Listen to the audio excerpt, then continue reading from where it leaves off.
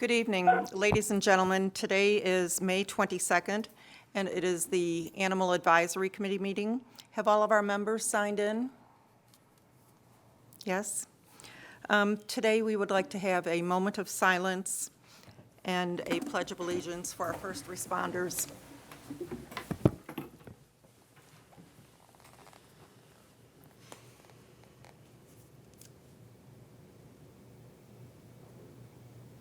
I pledge allegiance to the flag of the United States of America and to the republic for which it stands, one nation, under God, indivisible, with liberty and justice for all.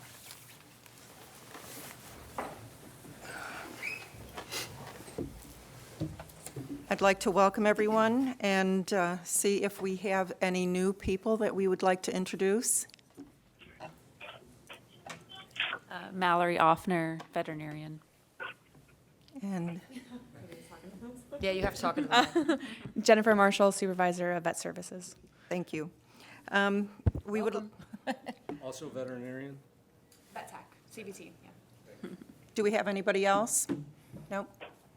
Well, we do have our county attorney with us. We do have Deborah. We would like to have an adoption of the agenda and approval of the minutes. On the adoption of the agenda, Excuse me. yes, We are moving up the bylaws, recommended changes to the bylaws. yes. Oh, because Deborah's talking about it? Yeah, yes, Okay. Okay, so that's not on my agenda any longer. it is. Okay. We're just moving it up on the agenda. I- It's going to be the first topic. We were just confused because it was under the chairman's report. And so she thought she was talking about it. She was like, wasn't, didn't know. Well, she was- partially. Yeah. Okay, on the adoption of the agenda, we will, could I have a motion that we will adopt the agenda as amended on time frame so that Ms. Deborah can, We don't necessarily need to do that because it is still first up under your report.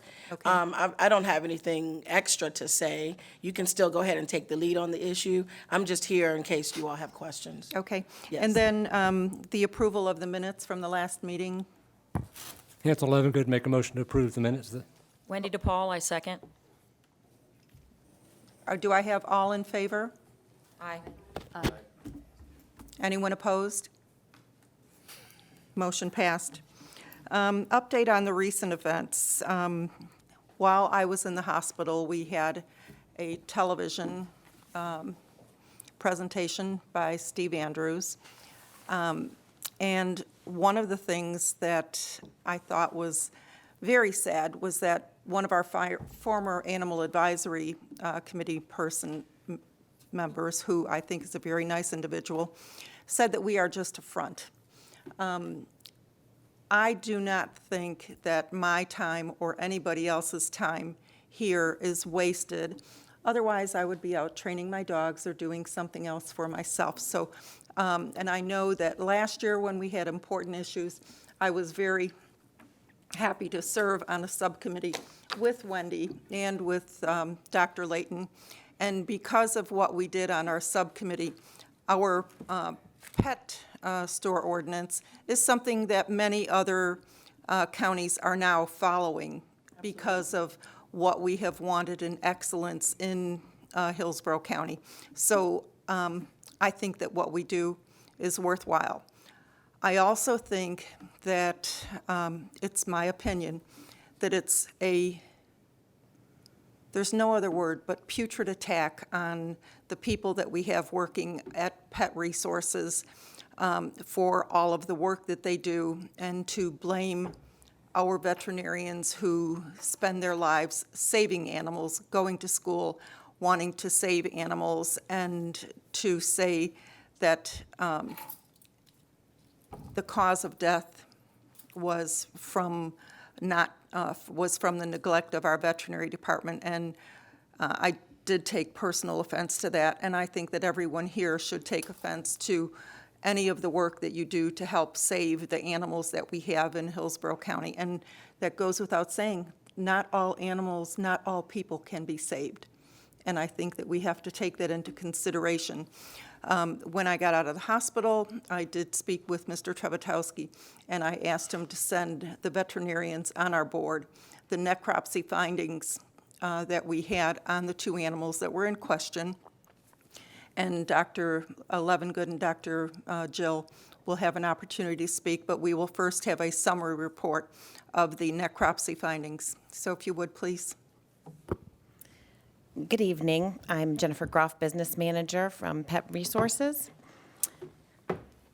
The first incident was Lola, dog that died 2 days after surgery. 10-year-old obese lab and had space surgery. Dog found dead in kennel 2 days later. A basic post-mortem exam was done by a staff veterinarian with the assistance of a veterinary technician. The vet conducting the post-mortem was not the veterinarian that did the original surgery. Findings were bloody fluid in the abdomen, 1 suture on the uterine stump, could not find sutures on ovarian pedicles. Hemoabdomen listed as likely cause of death. When findings were reviewed, the decision was made to order a full necropsy to be done by the State Diagnostic Lab in Kissimmee. Unfortunately, the dog was frozen between the post-mortem and the necropsy because we rarely would send an animal for a necropsy following a post-mortem exam. The freezing and thawing didn't allow for complete analysis of organs and therefore the cause of death was undetermined. The necropsy noted severe sinus infection, and the addendum stated surgical wounds were clean and sutures were in place. The second summary is on Clyde, the dog who ate part of a blanket.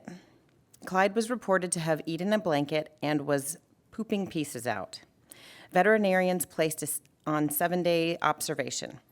If the dog is passing the objects it eats, it would be unnecessary to take x-rays or do surgery. Dogs eat times regularly, and it would be a waste of resources to x-ray them all, and it would expose our staff to unnecessary radiation. Dog was normal for 6 days. Dog took a turn overnight Saturday and Sunday that a veterinarian was informed. Tests and x-rays ordered by veterinarian. The veterinarian offers to transfer the dog to the adopter's vet, to euthanize it, or to try to remove the object through surgery. Dog was found to have perforated intestine from a hard object other than the blanket, appeared to be a heavily corroded piece of tennis ball based on its shape. The dog medically required euthanasia. Thank you very much. I'd like to add something.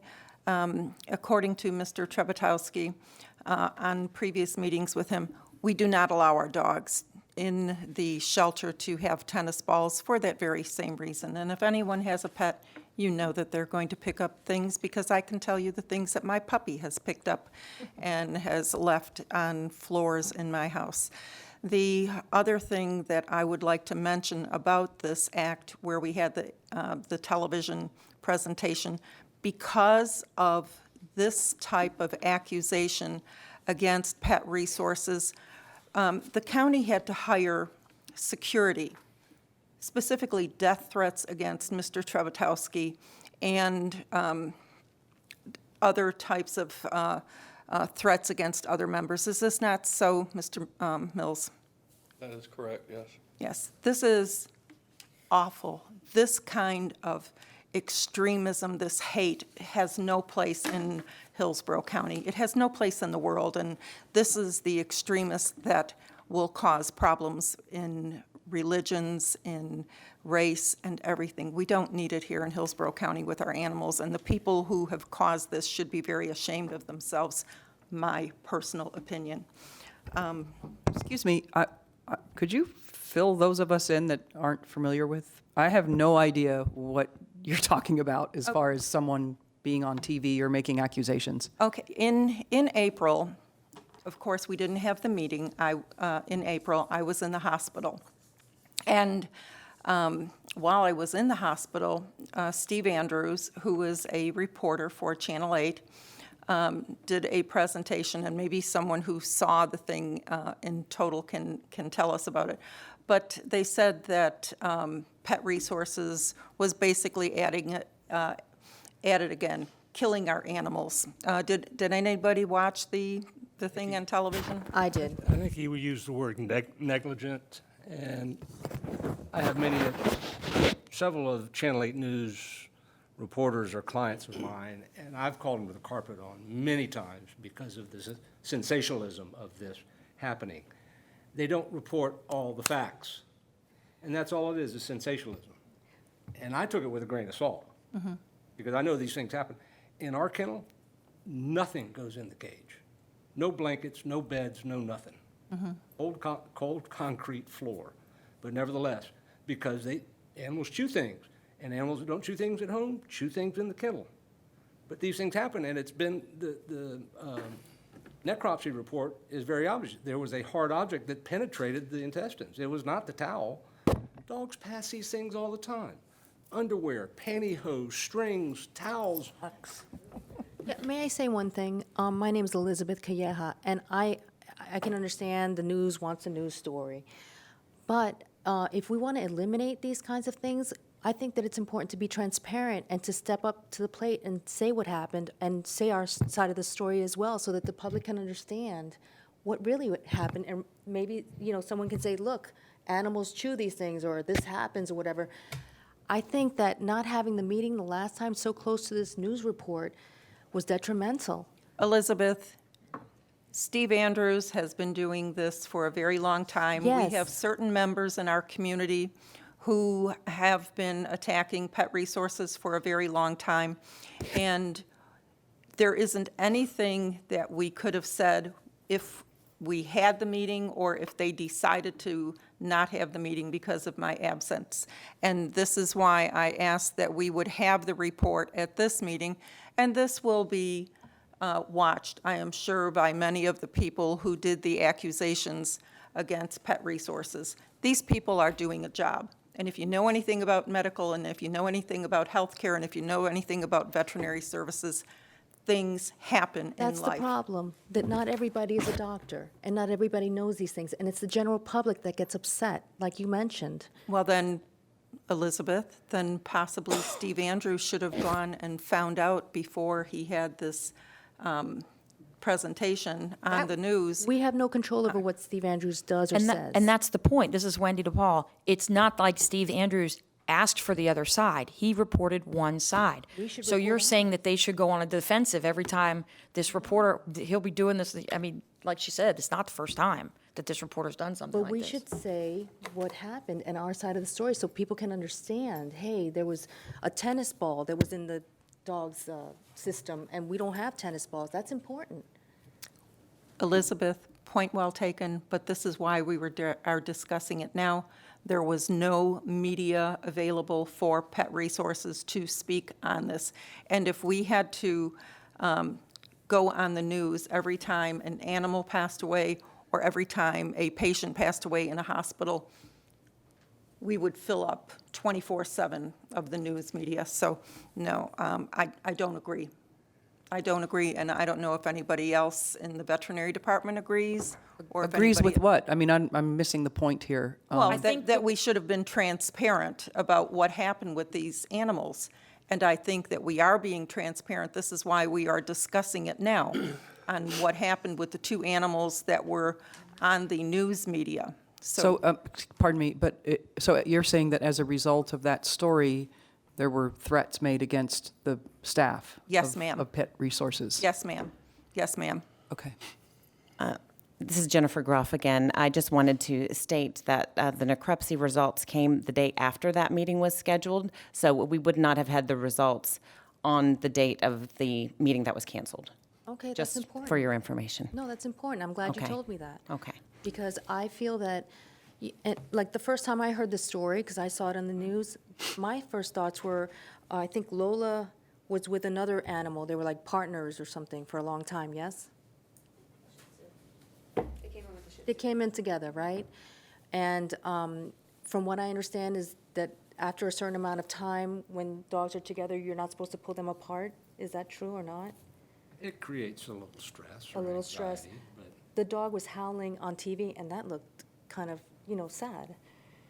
It was bad. It's people's perceptions of these things. They don't I understand. don't understand. So if you explain it, then that's a good thing. Elizabeth, if you're going to speak, then please speak in your mic and speak to all of us instead Sure. of just in another Absolutely. conversation. We're so close that I figured everyone could hear. No. Okay, duly noted. So the other thing is, the dog was 10 years old, and my question was, and I'm not a doctor, but at 10 years old, is that okay to spay? I mean, is that normal procedure to spay someone a dog so old? Hansel Levingood, Hillsborough County Veterinary Society. Having an unspayed dog past the age of breeding increases risk of certain things like pyometra.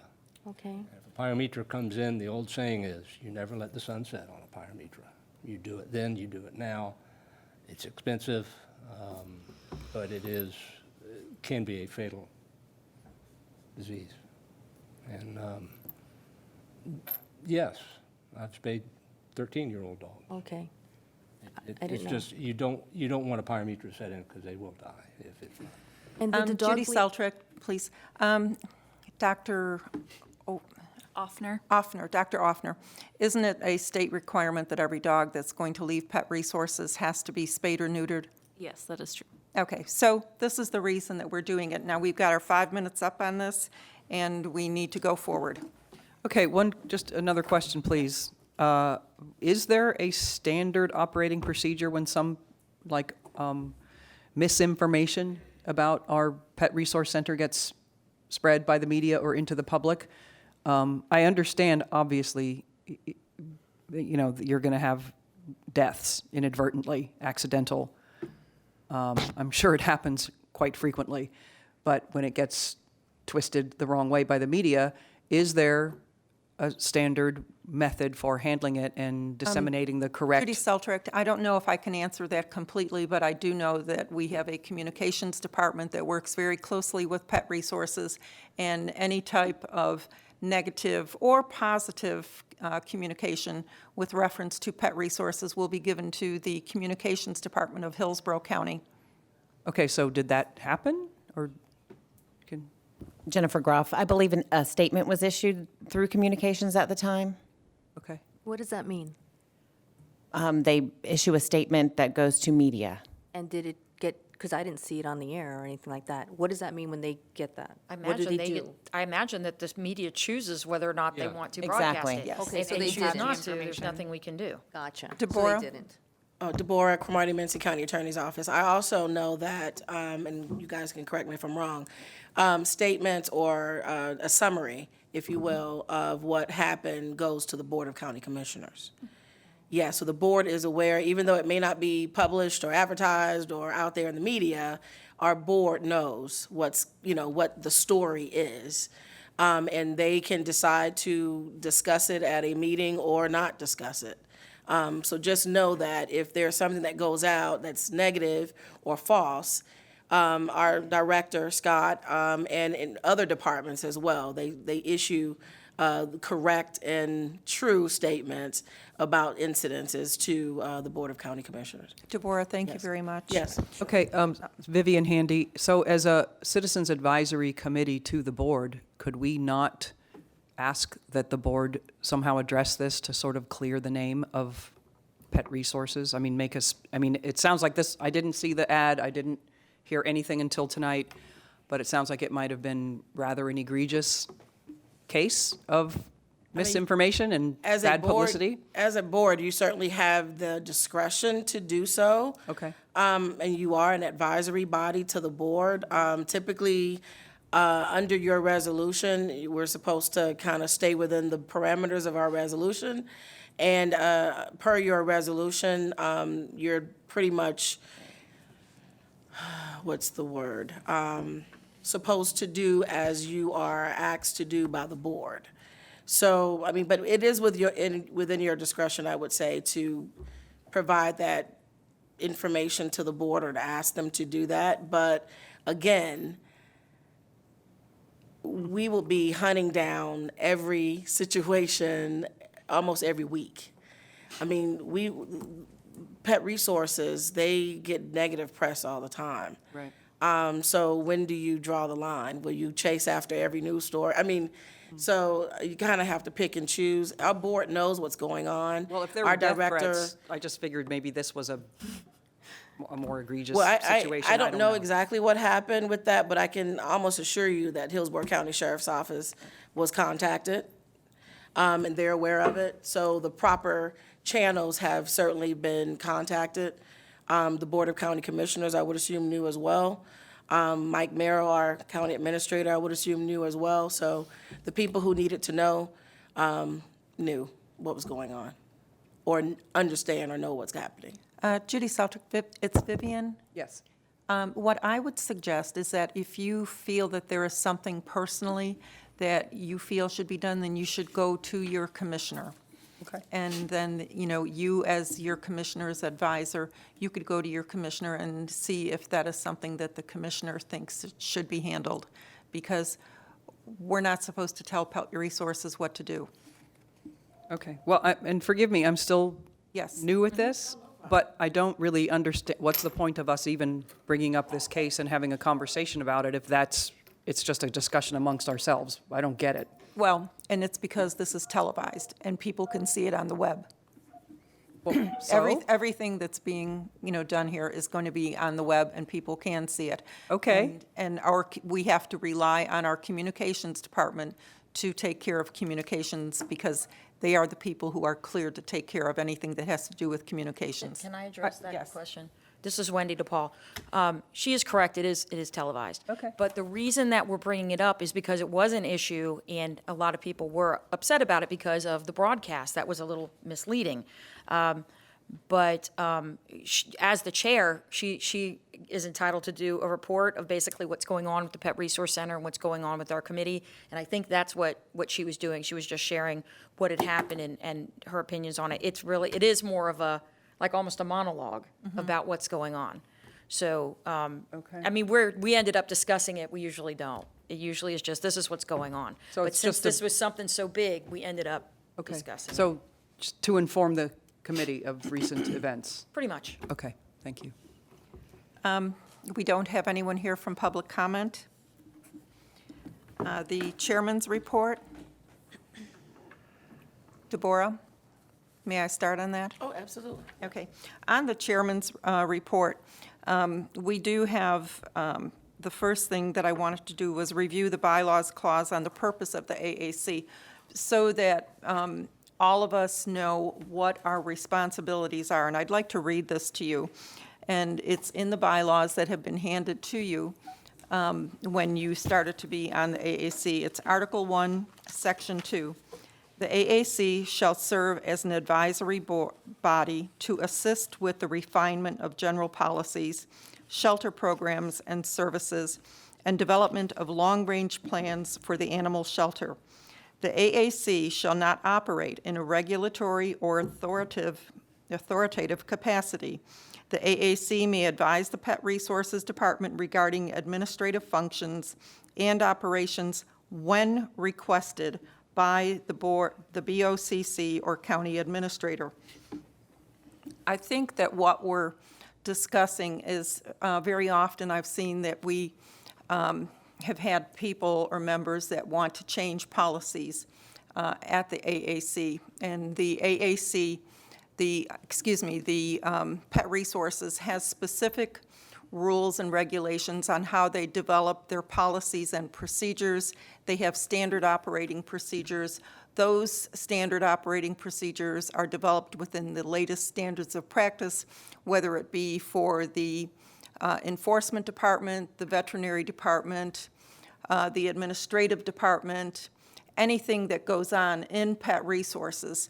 Now, those are developed by the department heads, and they are reviewed by the director, and they are also reviewed by HR, and by the county administration, and by our county attorneys. So we have a very defined mechanism for policies and procedures, and we can't go changing policies and procedures on a whim.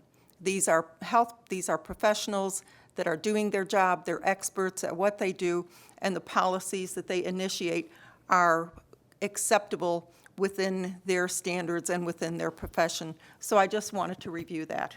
Excuse me? Does anyone have a discussion on that? Yes. My name is Elizabeth Calleja, and I understand that they have the standards of practice and all that, but I wanted to see the standards of practice for the DNA list. I've been asking since February, Giselle, you know, I've asked, requested, and I just keep getting that it's coming, or it's in the works, or Mr. Morton is working on it. Excuse me. What is a DNA list? They do not adopt. Oh, sorry, I didn't. No, that's okay, I'm sorry. It's I hard to shouldn't have follow if you don't know what that meant. Sorry. I hate when they do that to me, too. So may I ask when that standards of practice is going to eventually surface? Ms. Calleja, you have requested it on several occasions. Since and we- February. We have replied several times. With no date? There is no date because we have explained to you several times that the standard operating procedures at PRC right now are being reviewed and worked on. What we're trying to do is to update all of our SOPs and procedures. This is a major project. I was just asking for one, very important one. Ma'am, I understand, but we're doing this in a certain order. That one in particular, we haven't gotten to yet. Okay. This is Wendy DePaul. Was that a public records request? I requested it from Giselle. I should be. She's emailed me several times about it. And Jennifer. Okay, but it was like a Sunshine Public Records I would request? think, Deborah. It would be Is that what considered, it was? yes. Okay. This is Jennifer Groff. There is no do not adopt policy as of today. Has there We ever have- been one? There's never been one, and I mentioned that in an email to you previously. There is a Okay. statement in, like a sentence. I in- got 2 emails, and the reason why I'm saying this is you told me there was never I one. wasn't and then you- finished, but, Yeah. so well, I it would just- be nice if you would Elizabeth, allow would me you to. please let her finish? Sure. Thank you. So, do not adopt is actually enforced through field services. People who are marked do not adopt in our system, which is Chameleon, which is the software that we use, are, if they're on the animal abuse registry, they would be do not adopt. If they are on the enjoined list, they would be do not adopt. Or if there is an open investigation where their animals have been confiscated, am I correct, Roger? They would be marked as do not adopt. But there is no policy. We check the enjoined list, we check the animal abuser registry, and if there's an open investigation, the field service individual will indicate that in Chameleon. And as Gigi stated, we are currently revising all of our SOPs, all of them. We are going through them with a fine-tooth comb, and as of today, there is not one specifically for do not adopt. This is Wendy DePaul. Okay, I'm just a little confused. So we're talking, I guess I got confused with the do not adopt. That means it's people that cannot adopt. This isn't animals that cannot be adopted. Exactly. It's Okay, people so- who are but not authorized Isn't to there adopt. already an enjoined list? We already kind of. It's different. It's not, because there's an enjoined list, and then there's the other list that we set It's an- up. I'm so sorry. The It's an registry. indication in our software that tells our customer service reps to not adopt to an individual who comes up. And that box would be checked if they're on the enjoined list, if they're on the animal abuser registry, or if there's an open investigation. Oh, so basically, you could give her everything but the open investigations, because you can get the enjoined list online. Well, what she's requesting is an SOP. Okay, what is an regarding SOP? A standard operation. Oh, I thought she wanted the actual records. Am I missing something completely? Yes, let me explain myself. Yeah. Maybe it's better if I explain. So the enjoyment list is for people that have done crimes, they have a criminal So background. this is Roger Mills. An enjoyment list is court-ordered. Court So ordered, they've been that's to right. court, and the judge has ordered the enjoyment. Okay, Okay. now, yes. Now, the DNA list, what I understand is sometimes there are people that adopt animals and use them for different things that we may not want to have them adopt the animals for, dog fighting, or they have a background. Right, of that's a hog separate- fighting. that's a separate list, That's a right? DNA, that's supposed So, to be the DNA list. yeah, so this is Roger Mills. So basically, that's done by us. So we make the determination based on the circumstances involving the person. It's not court-ordered. It's not a permanent thing. So, if we do an investigation and it's an active investigation, we can put a do not adopt while it's going on, and we find that to be unfounded once the investigation is complete, then we can pull that off. All it is a yes or no we put in the box, with their name and our system we So operate. are you saying that some of the people on that list right now might not have been determined yet? So it that's could be correct. people that eventually are going to be fine. That's correct, yes. Okay, so that's two parts of the list. What's the other part of the list? It's not an actual list. It's pieces, yeah, Yes. because it's the enjoined list, just an which you can indication, get yes. online. You don't have to, Okay, you yeah, don't have there to was request another that from part, them. it's the animal Right, 'cause abuse. isn't that all the in animal pa- abuse registry. Right. Yes, Okay, that's what we so created. that's the other one. I thought the animal abuse registry and the enjoined list are online. Separate. They are online. Yeah, but- you don't but have to they're- request that from them. they're You can two get that all day separate long. things. They're What's two separate scary things. is that there are people that hunt hogs and then adopt animals from our shelter. Is that not true, Roger, that we know? Well, that is correct, but you got to understand something, that's not illegal. So based, you Okay. can't just, I couldn't adjoin someone, or I couldn't put a do not adopt just because they do that. Now, if you add something to it, they take an animal or one of their dogs out and hunt animals and it gets injured and it's not treated, then that's a different story. But just based on the fact they're a hog hunter, that's not illegal in the state of Florida, and I got to follow the laws. I It's the understand care that. of the animal that we have to take, consideration in. Would they be put on the list if they adopted over and over again, and the dogs were just like, okay, so now they've adopted 30 dogs in a matter of 2 months? I mean, wouldn't that raise a red flag? That absolutely could raise a red flag if they've adopted multiple animals, and and it could be a lot of circumstances. They hoarding, or they taking them and selling them. There's a lot of circumstances that could happen, so. And I have to say that the reason I'm saying this is that since I've been on this committee, I have a lot of people telling me and complaining and saying, why don't they do this and why don't they do that? And I hear horrific stories. And it's heartbreaking to know that, and at first I was a little, thinking, how is this possible? Well, if they're offering me case studies and things like that, I have to think about it. And the Judy proper, Seltzer. Judy Seltzer, Elizabeth, I think that you need to consider the source of the individuals that are feeding you all of this information. I get case studies, And- written case studies. Right now, we do have to go on to the next subject. But just one thing, if you have things like that and you think it's an issue that needs to be addressed by this board, the proper procedure would be to go to your county commissioner and say, hey, this is what's going on. I think the Animal Advisory Committee should look at it.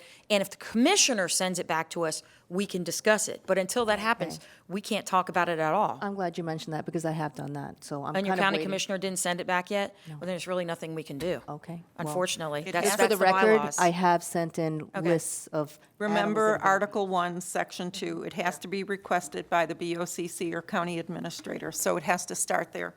Okay, the next thing that I want to go on is the proposed amendments to the bylaws, review and approval.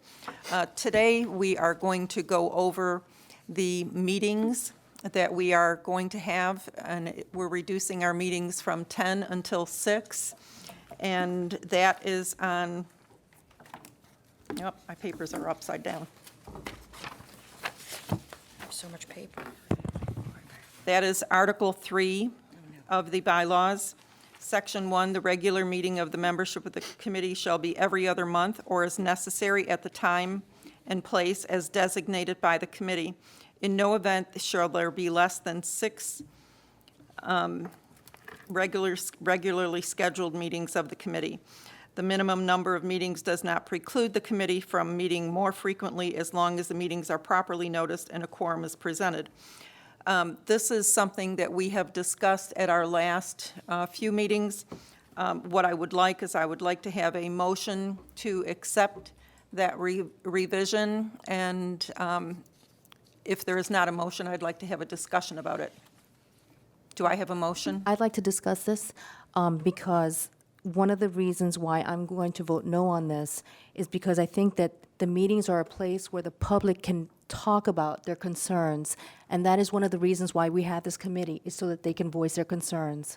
So, yeah, I think limiting the amount of meetings would be limiting the public to speak up.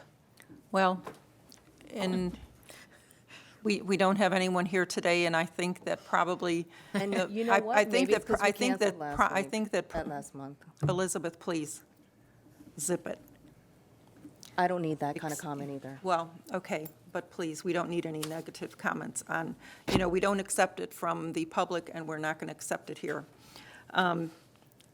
The number of meetings has been discussed. It has been discussed by members of the PRC. It has been discussed by members of the Animal Advisory Committee. You can choose to vote no if that's what you choose to do. And I would like to have a motion if this is what we are going to go forward with, being that this is something that we have talked about at the last few meetings. Do I have a motion? Wendy DePaul, I so move to amend the bylaws. Ethel Levingood, second. Do I have, this is a call to question, then do I have a vote for yes, that we amend the number of meetings from 10 to a minimum of 6? All in favor, say aye. Aye. All opposed, say no. The meeting carries with a vote, Lon? 6 to 2. 6 to 2. That portion of the revision carries. Now, Deborah, I do have a question about that. Being that we are agreeing to go to 6 meetings, when can we commence that? You can have your commencement date at the time all of the changes have been made. You can designate the time frame for it to start. It's up to you. Okay, then after we go through the other 2 revisions? Absolutely, yes. Then If you we- want to say, starting at the beginning of the year, I mean, it depends on what it is you want. We'll make sure we have that in the final bylaws. Okay, thank you. Yes. But I'd also point out that, remember, this is Wendy DePaul, that last year, remember, we did that special referendum or whether, because we weren't able to get to the 10. So, I mean, even if we have to wait until January 1st, you can always, if it turns out we can't make it to 10 this year, we can always bring it down on a vote. Yes. But unless you want to put a date. I would like to see that we started as soon as possible. I mean, we're already into the May meeting, and if we make that effective, that June 22nd, June 26th will be our next meeting, and then we will not meet in July, we will not meet in September or November. I don't know how everyone else is in agreement on that. This is Wendy DePaul again. I have a question for Deborah. Yes, ma'am. I know that you have to have a certain amount of notice for all these changes. Does that need to be in the amendment, the date that it's effective? Or is that something we just decide? I mean, you can go ahead and make that decision now, since it has all to do with the changes. You can just let us know when you want to start that particular change. If you want that change to start differently than, the start dates for the other changes, you're welcome to do that. I guess my issue is there a notice provision for making that kind of change? Because that's not in the amendment we have right now. And I'm for the change, don't get me wrong, but I don't want to do anything incorrect either. Is everyone present here today? No. Just about, but not everybody. Not everyone. Well, Not- then yes. That will be the safest thing, so you're following your policy. If there's going to be anything additional than what has already been advertised, then you probably want to go ahead and advertise that again. So, Do you follow? Because what's happened is you have to publish changes. Yes. 30 days before. That date was never in here, so we can't do that today. But we could do it at the June meeting, okay. and then it could be effective June 26th if you want. But I think that to do it correctly, we have to notice it. Yes. Gigi, would you put that in as a notice? And then what we were discussing up here is that we could meet in June and July, then we would be off in August, we'd meet in September, we'd be off in October, we'd meet in November, and then we would be off in December, if that would be acceptable. So then we would have to vote on that next month, Deborah? Yes, that would be sufficient time. Okay. As long as it's 30 days in between now and the next meeting. Not July, August, and November. Knocking out August and, Yeah, because we don't have a meeting in December. okay, so August, October. Okay. Okay, that would be acceptable. Okay, the next section has to do with the attendance that we would have due to the change in the 6 meetings versus the 10. And last month, Dr. Flake made a suggestion that we do 2/3. So the section 2 would read, "Any member who is absent for 2 consecutive meetings or 2/3 of the scheduled meetings shall be automatically deemed terminated as a member. The appointing county commissioner or organization shall be notified of that member's ineligibility to serve on the committee. Cumulative attendance records for the calendar year shall be maintained by the secretary and shall be appended to the minutes. The appointing county commissioner or organization will appoint a replacement member or reappoint the member as may be deemed appropriate by the appointing county commissioner or organization."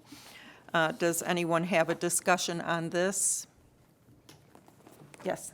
Joanne O'Brien, what if somebody has a health issue and say, God forbid, they're in the hospital and, something happens? That's covered in the next paragraph that I'll read. Oh, okay, that's what I wanted to know, because that does sometimes crop up. Okay. And my other thought, why I voted no, because I feel maybe we should have gone down to either 8 meetings, or if there was a way to coincide the calendar with the holidays, because sometimes around Memorial Day, like last year, a lot of us were out of town, July 4th, and then you have sometimes Thanksgiving and then Christmas. Well, I think, isn't it going to turn out 1, 2, 3, 4, 5, 6, 7, 8?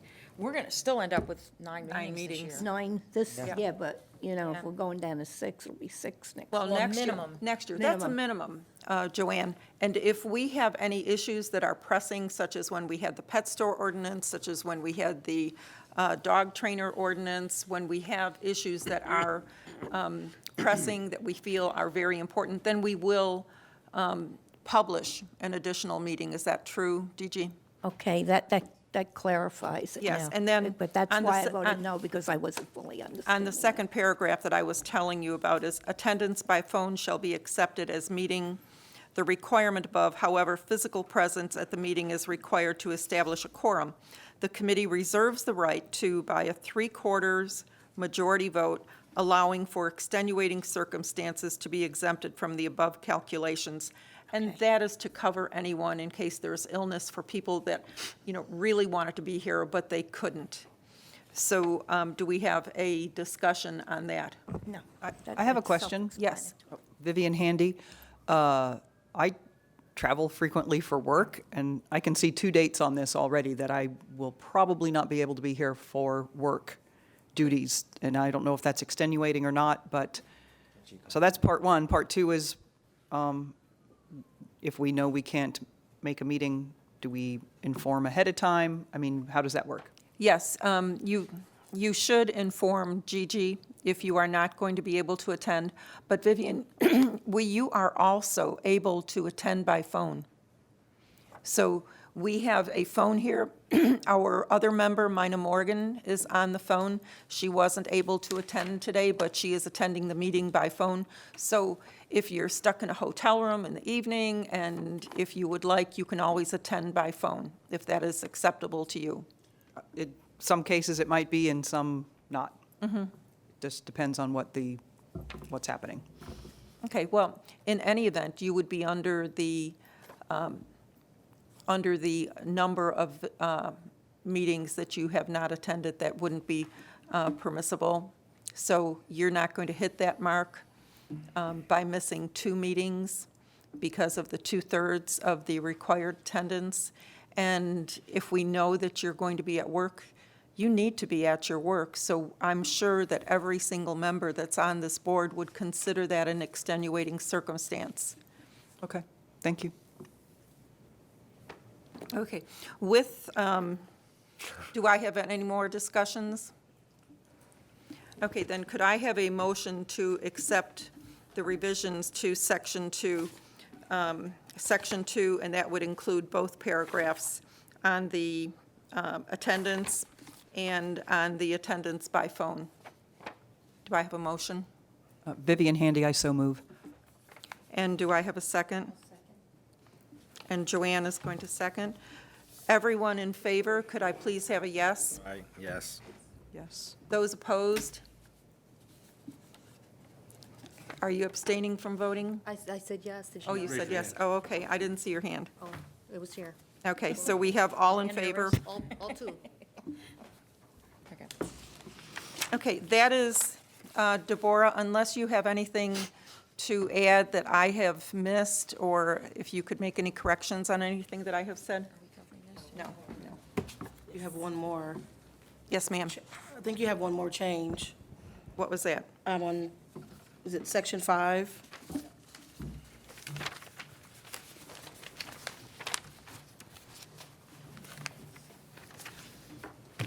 Under duties, Oh, the secretary? yes. Whoops, I missed that one. Gonna have to, okay, on section 5, the secretary shall be responsible for maintaining all the committee minutes, attendance records, correspondence, and other records of the committee. Concise summation of important items discussed and all items voted upon shall be recorded as meeting minutes to afford the public a quick reference to the activity of the meeting. Citizens may then either view the meeting online or review the closed caption of the meeting for more complete records.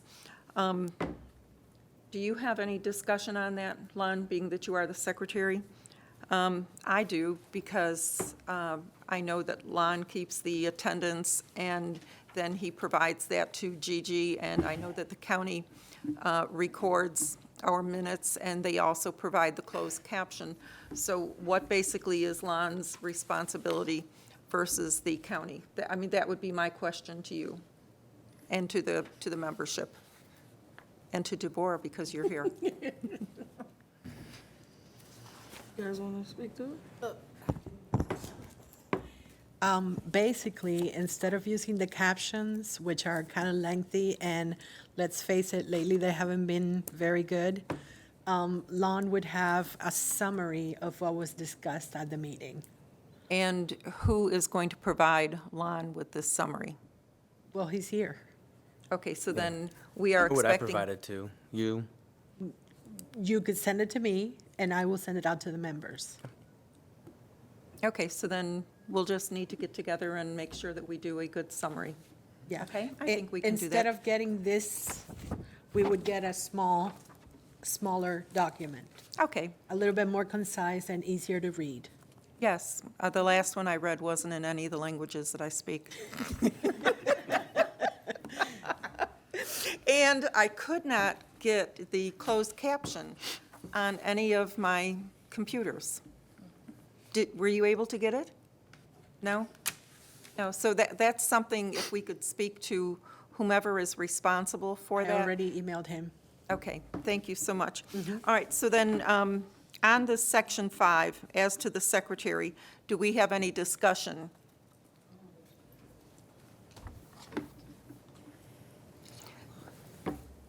Do I have a motion? Wendy DePaul, I move.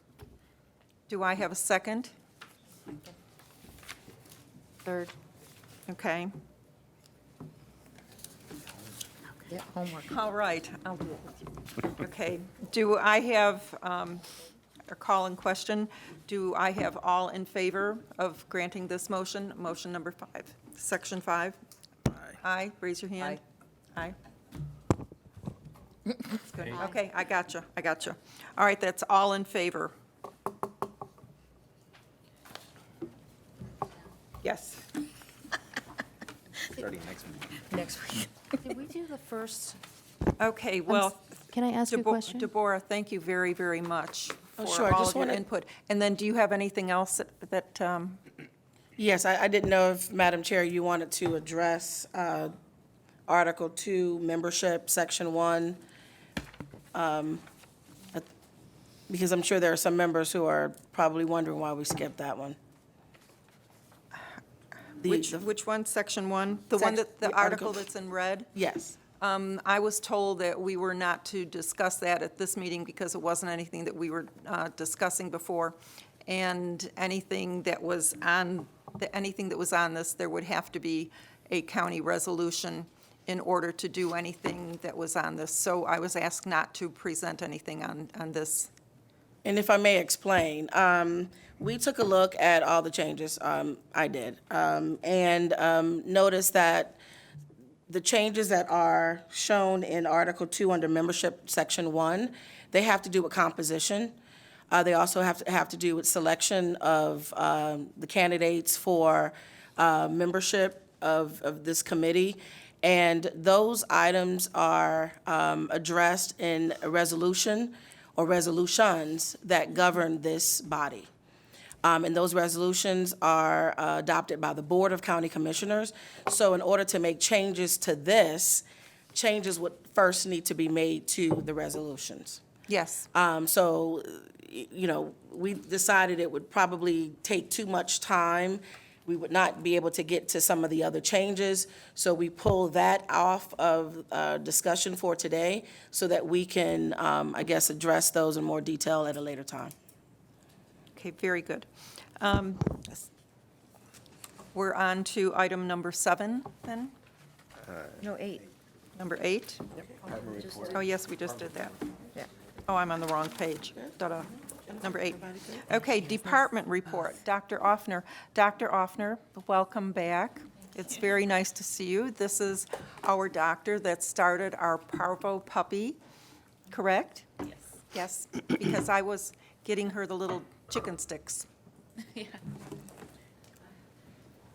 Dr. Offner, would you like to introduce yourself to everyone so that if they don't know what your new position is and what you will be doing with PRC? Thank you. My name is Dr. Mallory Offner. I used to work for Pet Resource Center for a little over 2 years.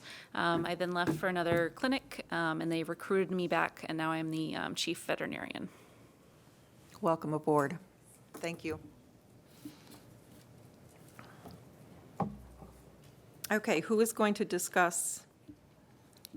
Are you giving the department report?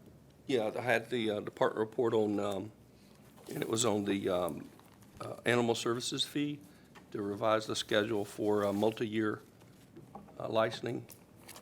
So these haven't been approved yet, but we do have what has been recommended. So there'll be, it's from 1 year, they'll be able to do 3-year license now. So it's either going to be a 1 or 3? 1, 2, or 3. 1, 2, or 3.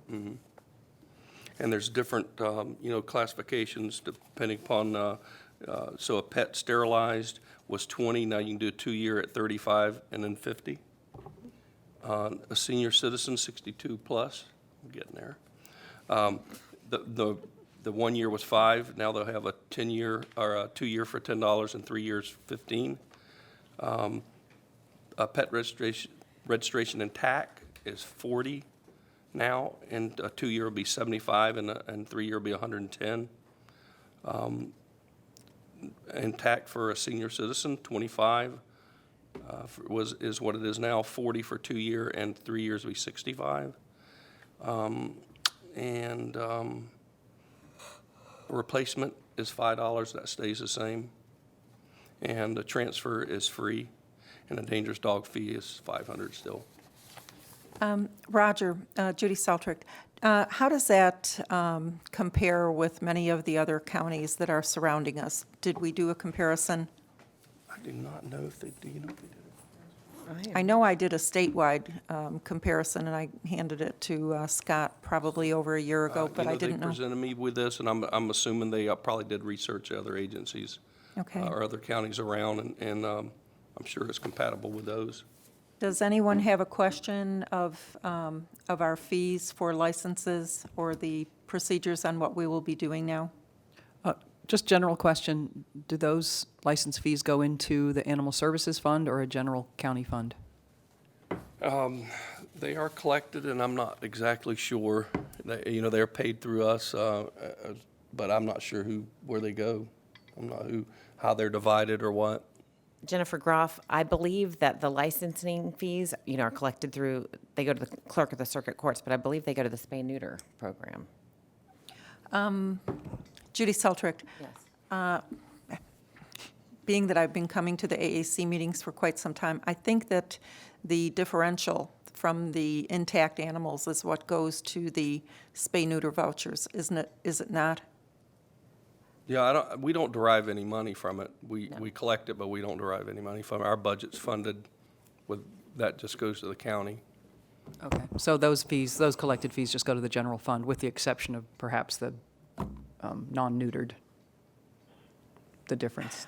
Vivian, I thought, and I may not be 100% correct, but I believe that the fees or the differential on the fees for the intact animals gets put to, at least that's how it used to be. You know, we used to have a large dollar amount surplus in our spay-neuters, and I was told at that time, several years ago, that the difference from the intact animals was funding the spay-neuter programs.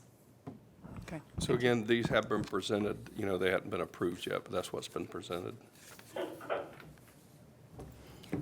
The new pilot program, who is going to discuss the new pilot program on the cat sterilization? Jennifer Groff?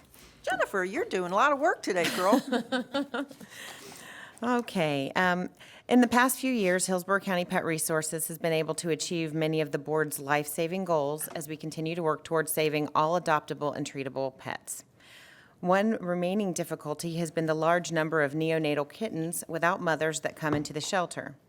Even though we're able to save hundreds of these orphan kittens, they still account for the largest single euthanasia category when we become saturated and have no further foster or rescue resources. As you all know, we're in kitten season right now. Prevention programs are the best long-term solution, and Hillsborough County has had spay-neuter assistance for income-qualified citizens for many years. We also have been working with TNVR to address outdoor feral cats brought into the shelter. We're now looking to find new avenues to prevent kitten population growth. With funds already earmarked in the department's budget for spay-neuter, we want to work on a pilot cat sterilization program that is a private-public partnership. Working with rescue groups and other community partners, kittens and cats will bypass Pet Resource Center during the busy summer months and will go straight to rescues, which will sterilize the kittens with a stipend from the county, as well as a copay they will pay. The details of the program are still in development, but need to remain flexible during the pilot program phase to allow us to react to changing needs.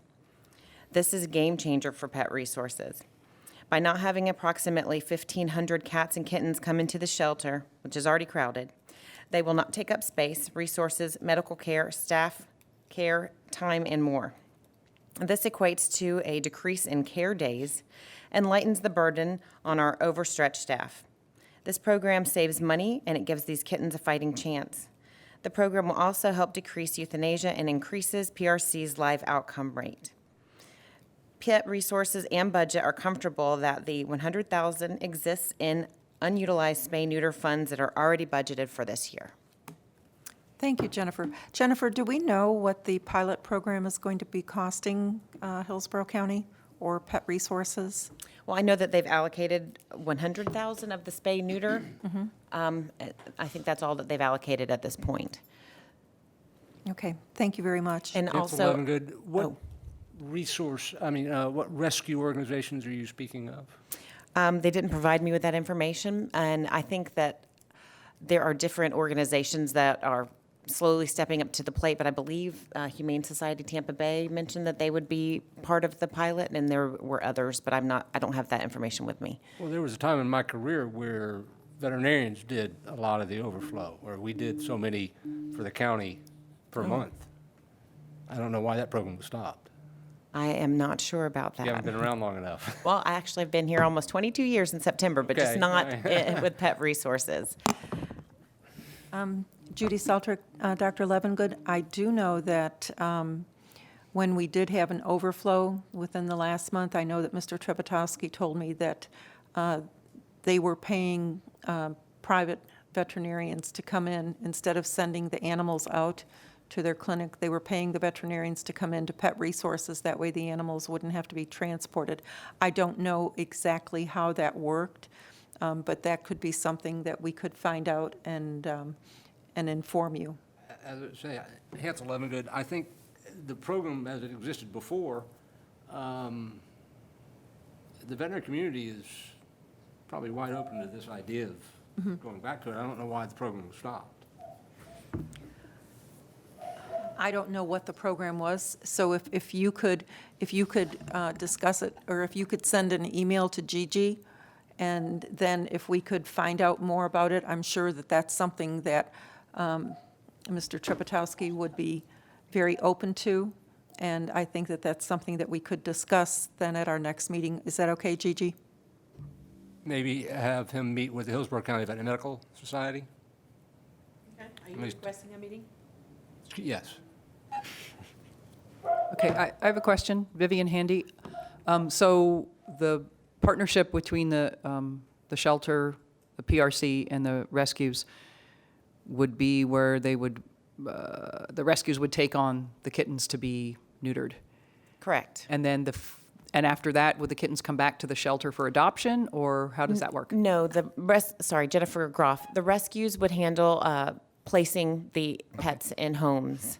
And I believe that their copay, the rescue copay would be $20, and ours would be $60 or $65 towards the spay neuter. So these might be existing rescue shelters that have their own facilities, maybe their own spay clinics? Yes. Yeah, okay.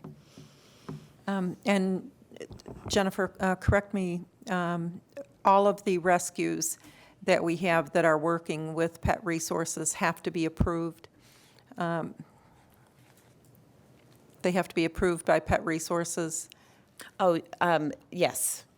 I would just like to make sure that any rescues that we do use, that they are in compliance with any local or any type of state requirements. I believe that's correct, but I'm going to lean on my coworker, Roger Mills, for that one.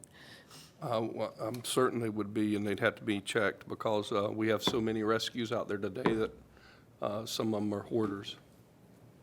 So we would definitely make sure they are adequate to They do have to get to take on this task. Okay, maybe that's something we could find out, Gigi, and bring it up at the next meeting. I don't want to say we don't have a lot of rescues that aren't great, but we also have some No, I that think are- that we have an awful lot of rescues in our community that are very, very great, and I think that we know from past experience what happened down in Manatee County and some of the cases that you have discussed, that there may be some rescues that are less than what we would want to be working with. So I think compliance would be an issue. Okay, next thing, other business. Elizabeth, it was the euthanasia voucher, or was it, I think that voucher may have been in the incorrect term. Was it the euthanasia procedure, or? Is this the form that I handed out?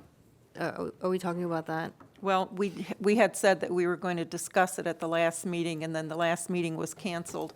So then this is the meeting that you were, No, I lost track. So I don't have the form. I wasn't prepared to talk about it. Was it the handout that I gave out to everybody? Is that what you're referring to? Well, you're the one who wanted us to bring it up, so.